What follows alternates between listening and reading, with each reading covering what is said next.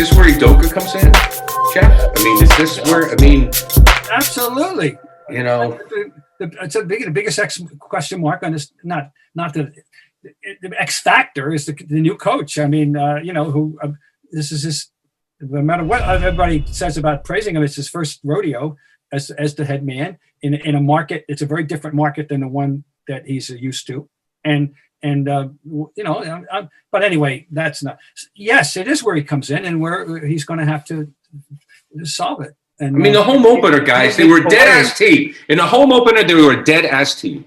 The home opener. You can't make filet out of Hamburg, out of ground beef. And that's what you're asking him to do here without a point guard. So Ime Udoka could be the greatest coach in the world.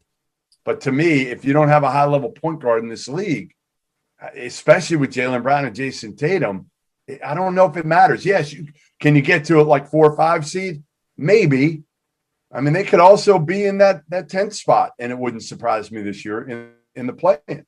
No, and the reason it wouldn't surprise me, Jeff, is that really looking at the competition and the Atlantis and the Indiana, look out for them a little bit this year. Chicago is better this year. Yep. So there's enough competition there.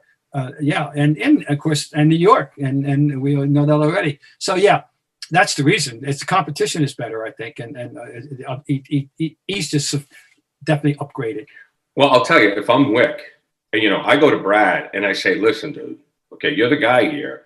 Anything less than 4 or 5 or I mean, maybe 5, 5th spot. But if you're talking about Jeff getting down into double digits, or if we're talking about the Celtics, in the final week of the season, not making the playoffs, we don't know if they're going to make the playoffs. That's unacceptable.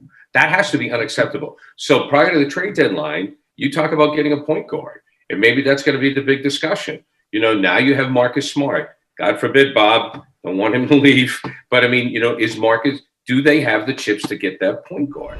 Well, you just got to wait. You got to wait to see what teams are going to be out of it at that point. And you're hoping, again, the Washington Wizards will be so far back that Tommy Shepard, their GM, will say, you know what, we'll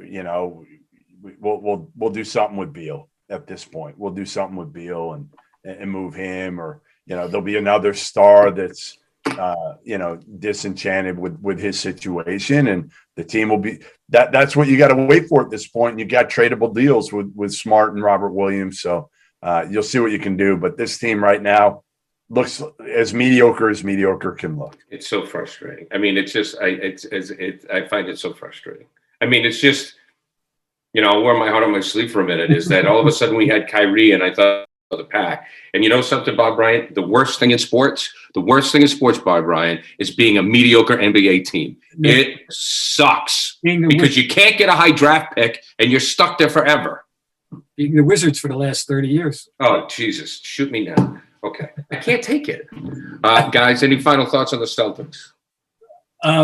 We got 79 more games to go. There you go. Look at Bob, the voice of reason.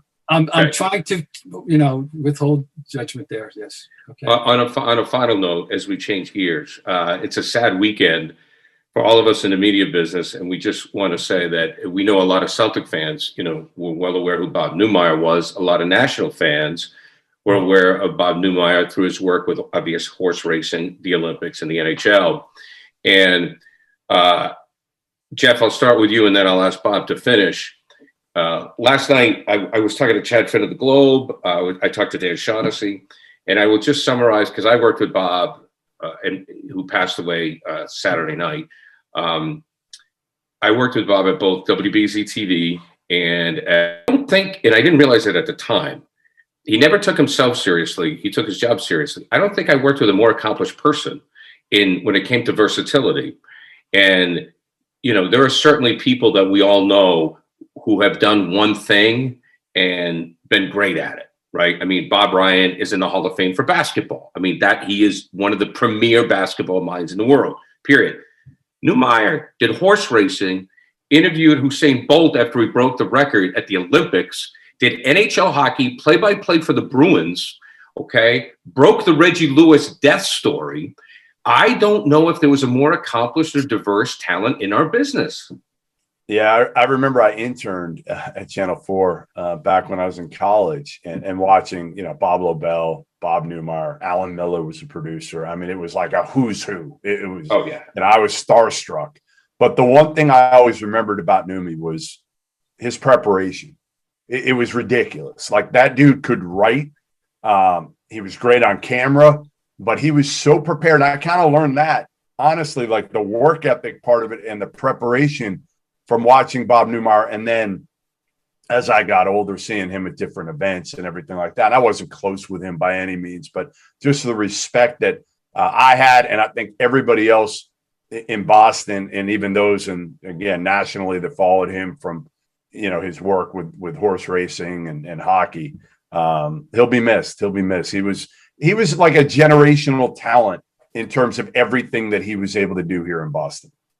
Am I not correct that he won a national handicap contest? Yes. Once or more than once, Gary, at least once.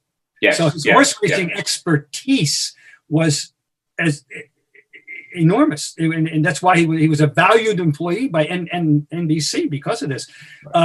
When I think of him, I worked with him as well and on both mediums and at times, many times. I think of him having fun. He was hard for me to imagine he could have an enemy. He was such a good-natured, easygoing, good-natured, fun guy. He was just an enjoyable presence, And now, in terms of the professional abilities that Gary properly alluded to, his two heart sports were hockey and horse racing. He loved hockey and knew his hockey, and people do forget that he was the voice of the Bruins for 4 or 5 years at that point in time. He was just an enjoyable human being and a sunny presence. I mean, you walked away always feeling better than you did when you started out, that day with Bob Neumeier. So my condolences to his wife and his family, and it's a big loss to our community, our sports community. There's no doubt. And as we wrap it up, I'll just say our condolences to his family. And in the day and age of specialization, we will never see anyone with the wide range of talent as Neumeier. Okay, guys, thanks a lot. I'll talk to you next week. Great. All right. This has been the Celtics Garden Report on CLNS.